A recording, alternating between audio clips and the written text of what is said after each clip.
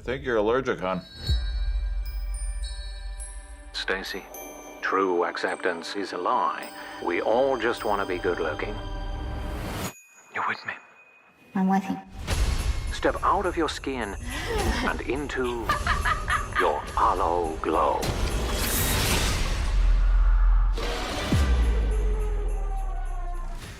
Here we are with The Outside. The Outside. With Mark Kueper. And Jeremy Benn. That's right. So this was a bit of a difference from the previous one because we shot with the Sony Venice now, and not the Red. And we used primarily the Cooke 15 to 40 zoom, which is actually even on this opening shot, which was Lily's favorite lens. So we tended to use that lens almost for everything. Yes, this is the opening of the show. King's Crescent in Ajax.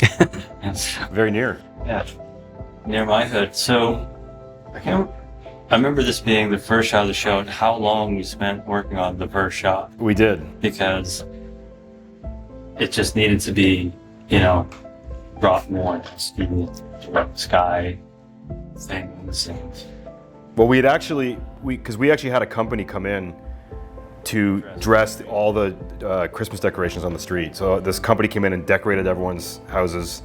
The special effects team put all those little snow patches on the street. And we actually shot this in reverse. So we had the camera. I forgot about that. Yeah, we were on a camera car with a 30-foot techno crane with a stabilized head. And we started at the window and then drove away. Right. But we shot this first, before the shot you see when we go through the window. Right. We shot. The VFX here is, and we're slowly bringing up this window because we're going to go inside. That's right. We're going to go into the studio, actually. Correct. So the window, when we shot the exterior, the window had just black behind it. Right. So we could get the glass reflections. So I also think that. You darken the sky a lot. Yes, but I remember, I guess the VFX had to remove and there's like one car you could see in the distance driving back. Oh, that's right. There's a car driving back. That's right. But it's gone. So, I think Lily really wanted to feel darker, and we did a bit of work to get it all dusky, which makes the lights. And I think we did on the snow. We did a bunch of stuff, street lights, everything. I believe, and I also think that this was I think it was 3200 ISO on the Venice, and we shot it literally, we did 4 or 5 takes at the very last bit of daylight so that the street lights would really read. We wanted the street lights there and thankfully this neighborhood had LED street lights that were red as warm, which you almost never see. They're usually daylight. And also I should mention that Lily was on the zoom. She wanted to control the zoom. So all the zooms, there's actually zooms happening in the shot. So even this, when we push through the window, you feel the room kind of go wah like that. It was Lily on the zoom, on the techno crane, zooming out as we were pushing in. It's very hard. It's great. So, yes, one of the things, Lily darkened everything a whole bunch after we saw it because she wanted to feel. She wanted the house to feel even darker and creepier. Or, more contrast. So, I think it played all right when it was streaming. It did. I saw it online. A bit afraid about how dark at times, but. Well, and it's interesting too that, so this is the set obviously, and it had these huge windows in it. So we were really always dealing with, we had this trans light outside, and those little Christmas lights you see on the house across the street were actually tiny little miniature, grain of wheat size battery powered Christmas lights we got at a dollar store, and we stuck them right onto the translite. And that's a translate that was made from a shot of the actual street, that was location, yeah. Right, so they took a great bunch of photographs of the actual street and then made this giant print that we could backlight. And of course, you've also got the television, which was real playback. And then, but the color was weird, so we. Well, it's funny because we like this period television that we found, where it was a period, 90s, early LED television that had terrible color on it, but everyone liked the look of it, so we were like, well, that's the TV. We'll have to just fix it later when we grade it. This is all again the 15 to 40 zoom. I think we're probably, you know, a couple feet away from her on the 15. There's a lot of wide close for sure, which is part of the. It's part of the vibe. And I believe we shot everything at 3200. This is all 3200 ISO on the Venice. We had kind of tested it, and Jasper had done some tests with it, and everyone. I never shot with a camera that high. I have an ISO, but when we saw what we were testing with it, I was like, wow, this is, you know, let's try it. It's pretty clean. You know, I have seen the Venice when underexposed fall apart. Right. Much. It just doesn't have, you know, people might argue with me, but I think with the dual ISO, so you can get it better. But sure. I mean, the general look when you're going this dark, you potentially can be in trouble. Sure. Because the noise floor isn't like a grain looking thing, it's kind of just video noise. That's right. But it actually, there's a bit of a texture that you feel in it, which is kind of nice actually. There's a very fine kind of grain to it. And there's a lot of the practical vibe in this place again. So we were kind of going with the warmth and just the general warmth of all the art direction and the set pieces. I mean, the art department did an amazing job matching the front of that house, like the front step, the door, the concrete steps, the railing, those weird vertical railings, all that was matched. And then here we are at our bank. This was formerly a bank that was now abandoned, that was going to be demolished. And then we came in and added all the teller kiosks and the counters and everything, when basically made it into a bank again. We changed out all the light fixtures in the ceiling to be LED panels. And I think this was this where we started playing with sharpening her face? Let's just see. What do you have on here? This shot. I'm gonna do midtown detail on that. Well, Brighton did it here, but I think it's later on when we did something. We started playing with like I can see what happened. Enhancing her face to kind of actually like over exaggerate her eyes, and a brighter version of this is where we started from. That's right. And Lily really liked to have a lot of strong color, so I like having the reds pop because it's Christmas. That was one of the first things Lily and I talked about, and what she said is that she didn't want it to be this sort of typical desaturated, dark, muted sort of look that everything has these days. She was referencing sort of more 90s looking films that had more punchy color and harder contrast, so we went there. I think this shot we did it. This is where we were doing. This is where we did it. I think for sure, yeah. Yeah. Perfectly fine, but then that is... I mean, it's actually quite counter to what you would normally do to someone's face. Exactly. It's like, no, let's make it less pretty. Yeah. The before aloe glow. Yes. We even did it with some of the hands with the lotion rubbing. We added, like, that's definitely been sharpened. I can see it now. Just to kind of really like bring out all the flaws. And even that hand shot, I think we added it to the hand rubbing to make the skin feel like weird. And yeah, we did this much. Look at that. Like now it's like, ooh, like weird lotiony skin and wrinkles, and it's kind of disgusting. Yeah. So this is our daylight look inside the house, which was just a lot of hard daylight pushing in the windows with the practicals. We almost never veered off the 15 mil. The lens was like almost like bolted into that position. This guy's great. Husband. Martin Starr, he was great, and Kate. Again, we had another backdrop out there of the real neighborhood.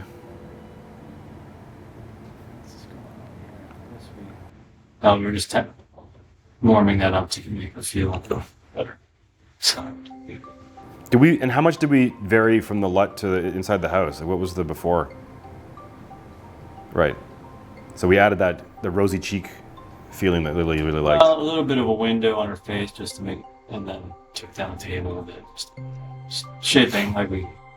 Yeah, sure. The LUT's doing a lot of that. Yeah, we pulled down the heat on the table so that it wasn't washing out the. Right, but we're still chasing that. Okay, let's get some mixed light or just mixed color happening there. You know, it's happening in the ambulance back here. Yeah, right. Just to be more interesting. in this orange world. And we were also being, we were able to kind of push ourselves outside of reality. We weren't trying to make this look like a real place per se. And no one in this case came back to question the look, because once we did our pass and then Lily went through and darkened sections of it, no one came back from a QC standpoint or anything and said, of course not. This was kind of what we just went with. Yeah, I mean, QC is mostly looking for impairments, Right. Not, Some kind of dark technical something issue. is. Yeah, This set was interesting because this was difficult. we wanted to embrace, it was the white kind of like dynasty era house, and this was a real house that we went to that really had this interior. We chose it for this look, but then knowing that the furniture would be white, the carpet would be white, the walls would be white, and how do we create some level of shape and light them nicely, because they have to look beautiful in this sort of like 80s dynasty like lighting style that isn't going to blast out the walls in this place. So And with the wide angle lens, you see the walls all the time. yeah, and the camera was often like a foot or so from people's faces. Then how do you light them and not be able, have the camera pan to the right and see every single light in the room, Or a shadow. shadow of the camera on them or whatever. So it was very tricky. So, right, this was a difficult scene to grade because, it ended up being just super, super warm all the time. And it was like, we added saturation, or Lily wanted a lot of saturation in here, and which obviously made people's skin tone quite warm. But in keeping with that, Dynasty vibe that you were saying, Yeah, I don't think Dynasty was created quite like this, but we're talking about Sure. the whole concept, the sense of it. wardrobe and Yeah, everything. That I think it turned out. a funny story. The furniture, the couch, the chair she's sitting in, and that couch. When we scouted the location of the opening shot neighborhood, that whole furniture set was actually sitting on the curb in someone's garbage. But it was blue velour, and we were scouting, and Lily saw it, and she's like, "That's the furniture," and the set team picked it all up and took it and had it all reupholstered to white. Wow. So it literally came from the garbage of the neighborhood of her house. We played with this for a long time and settled on this, even with Lily. It's like, wanted it to be, like you said, fantastic from that era. But it's a beige house. It's a beige house. I mean, you're kind of, because you're trying to make it dark and light at the same time. So it was that kind of combination of how do you keep the mood, but also make it feel like it is a white house. Like it's sort of this like picture perfect house that this woman has. And I mean, these shots here, like the camera's like a foot from her face, pushing in, and to keep that light on her. The other thing was interesting is because his glasses were so big, it was also trying to keep whatever light that's lighting him not seeing like a giant blob of light in his face or a square. So we kind of really had to be careful with that. And because the spaces are so small and the lenses are so wide, you want to get the biggest, softest light as close as you can to him. But then how do you not see it in these shots? So I think we ended up using like a light matte 4, and we ended up using a snow blanket, actual snow blanket that we draped over the light to break up all of its hard edges. So there's no hard edge to the light. It's just a big blob of snow blanket stuck to the light. This was interesting because the bathroom scene, the mirror, and there's a two-way mirror. So we had cameras behind the mirror. So this shot we're seeing now, there were two other cameras behind the mirrors. Like that angle you're seeing now was shot simultaneously with a wide shot. But what was interesting is that the mirror, the nature of the glass added this like crazy amount of pink. Right. So we graded out the pink on the day as well. So you can see it's really weird looking, and we had to we figured out we could actually correct it back to take it away. And it's darker, it's like a two-stop darker mirror. But we found that we could make it work, and okay, we can make this work. So we really relied on those mirrors to shoot multiple angles at the same time. Especially once we're getting into the makeup changes and her peeling herself, like we didn't want to have to do too many resets. It was interesting too to try and keep looking at the television, feeling the vibe of the TV, and then the light on her face feels like it's coming from the TV a little bit, and trying to tie those two together, which I think we did pretty well. And you added a little bit of a sun glow in the sky there too. That was, because of what's happening and some of the shots would look like it's brighter. Yeah, we did that. We did that here. This was one of those tricky things where you had to kind of make a call on when we shot the interior, we wanted to kind of go with a bit of a sunnier vibe, knowing that we may or may not get that when we shot the exterior. This is another example of like, we're literally shadowing the couch when the camera pushes in. So we kind of countered that a bit with the grading to help it. So what was interesting with this little piece here was that the infomercial set was actually near this set in the same studio, and we had Dan was being able to talk to her live. So the feed on the television is live. It wasn't a comp, it was the real screen, and they had earwigs in so they could hear each other. But the glow of the TV on her face is really his image on her. But the thing that was tricky is because it was this old television, when you come off access to it like this, it goes gray. Yeah, we did a bit of the dynamic there to try and counteract that. This even still pretty thin there, but we had to be just match it. And try to bring some of the color back to it. Yeah. But this plays as one big long shot here, so we kind of had to, we were sort of married to what it really is. Even the camera comes around to the right here and it's still the real TV. But it worked quite well. Having the ability to have the two of them talk to each other was pretty cool. Yeah, you mentioned you had some special crew of guys that knew how to do it. That's right, we had our playback team come in to do that. This is a practical effect, isn't it? This is all practical. I believe we had like a 50-gallon drum of that stuff, specially mixed to match the color. So the special effects guy made this stuff to match the color that Lily liked. And then we had this giant drum of it outside the set that was being pumped into all these tubes. It was important that we also try and, even with our look on top of this, to maintain that sort of, I think periwinkle was the color we called it, of the lotion. I was worried that Lily wasn't going to think it was the right color when we were done, but Right. she liked it. Yeah, no, it worked because it was actually a match to the packaging on the bottle, on the label as well. They augmented this, but it's pretty good. That's all really, yeah, just that lump, the lump forming. Yeah. But that's really, like, we actually pumped like a 50-gallon drum through that thing and let it spill onto the floor. That was like one take wonder. Yeah, I guess you don't want to clean that all up. No. Do it again. And here's another example of the mirror working of the two. These shots were simultaneous. Yeah, and you always lose light in a mirror, right? So Yeah. You just have to bring that up a bunch. I remember too, the mirror was kind of like bluish on its reflection almost, so we kind of countered it. Always.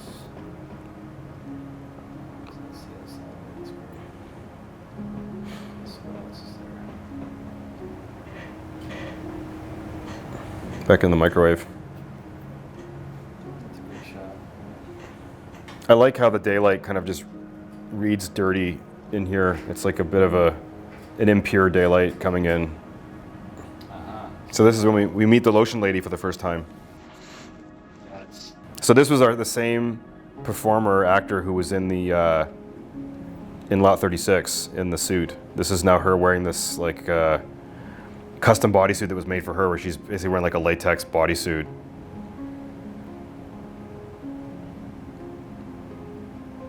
But I think it's a pretty, like, we did a good job of matching that color. The periwinkle lotion color feels like it. yeah, sometimes it a little more daylight on it than others, but yeah. But even just keeping it from day to night, like having some continuity of that color was tricky, but I think it actually played well. Yeah, see how much they augmented the suit to make it look Yeah. fluid. I mean, the suit was, I would say, like 80% there for real. And then it was just a matter of adding like some rippling drips and stuff like that, and Just to clean up. smoothing out some of the lumps. I mean, the other interesting thing about this too is that because of the nature of the wide lens, like, we almost never used two cameras, other than in the mirror in the bathroom when we had the mirror to hide us. But you couldn't really add another camera because, like, look how close we are. We're like inches from people's faces. So almost all this is single camera. That's a good way to shoot too, right? Sure. Every shot looks great because You're not trying to compromise. Yeah. Yeah. And what did we do here with the compared to the? we're We kind of yellowed it a bit, didn't we? yeah, it was a bit cool in the dailies, but to be consistent with what we were doing inside day there, it just needed a little bit more. And that's the best. Yeah, that's he plays that so well. favorite lines coming up.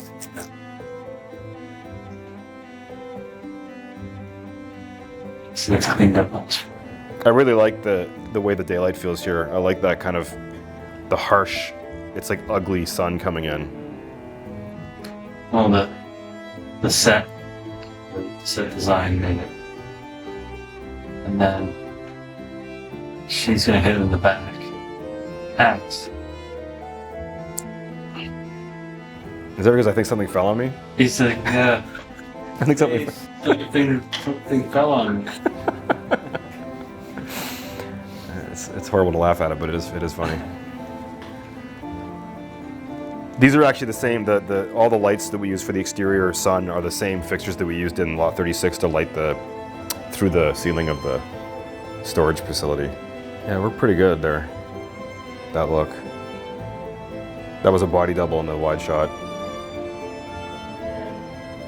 This was our real bathtub full of goo. The last of the effect to show up was her. Oh, when it kind of goes onto her face.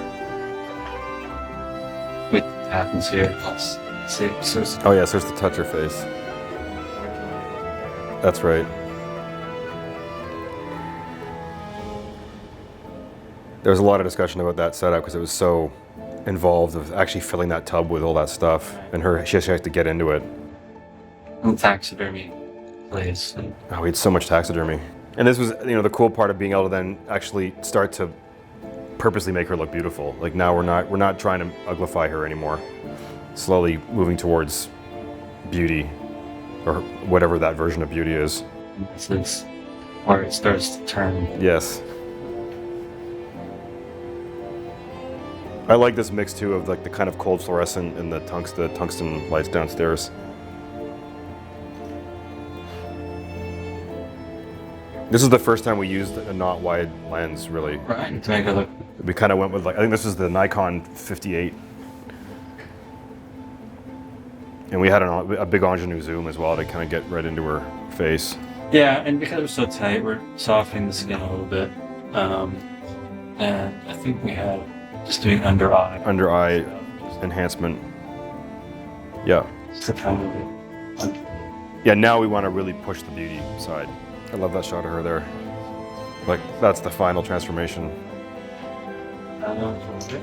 And we didn't do anything, like, in terms of softness, what did we do there? On her skin? Yeah. Well, a tiny bit. So we had a key, which is just... It's just taking some of the detail away. Yeah. It's like the opposite of the mid-tone detail sharpening. Right, We're doing less of. the other way. Yeah, it's... That way you're not, if you do that instead of blur, you can, it doesn't bleed as much. You're just kind of taking pores away. Now, if it's a lot to do, you can do a blur, but then blend back the original a bit. Right. Kind of. It's like a hybrid. Yeah, it makes it look a little more believable, because otherwise it's plastic. Yeah. And then here was because we, The sunny interior. sunny in here, we decided to try and do something with the outside shot, which we know the sun's coming from a different direction, but we tried to kind of dress it up a bit here. Yeah. Adding some look like it's coming Breaking, the clouds are breaking. somewhere. Yeah. And, okay, so you have to roll her out, so there's a bit of thing there on this one.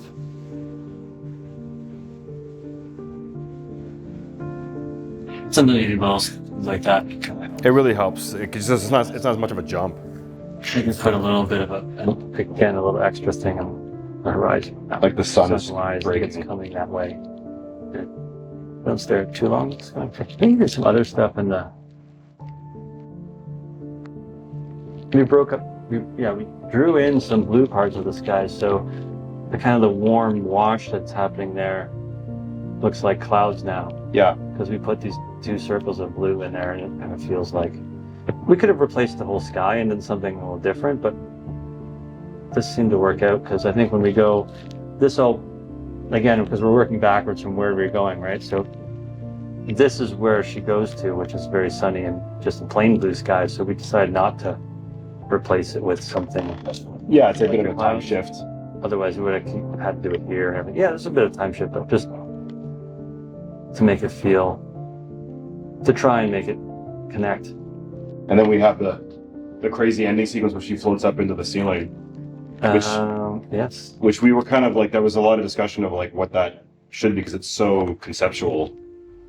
What is she floating up into the sky? Like, what is that? And we ended up kind of going with a simple light gag. Yeah, and in grading, we tried to do we temped in some things. It was a good start point though, because VFX. And then VFX ended up just taking it to higher levels so that we could. But it's kind of like, it was good because what we did, we experimented with it enough that Lily liked where it was going, that VFX took this ripple, glow, pulsing effect that we did. She kept trying to, articulate what it is she wanted it to be in terms of waves of something. So we're defocusing the edges of the frame here a bit. But the whole idea of the shot is how long it plays and everything. It's like, the pulses are happening. Yeah.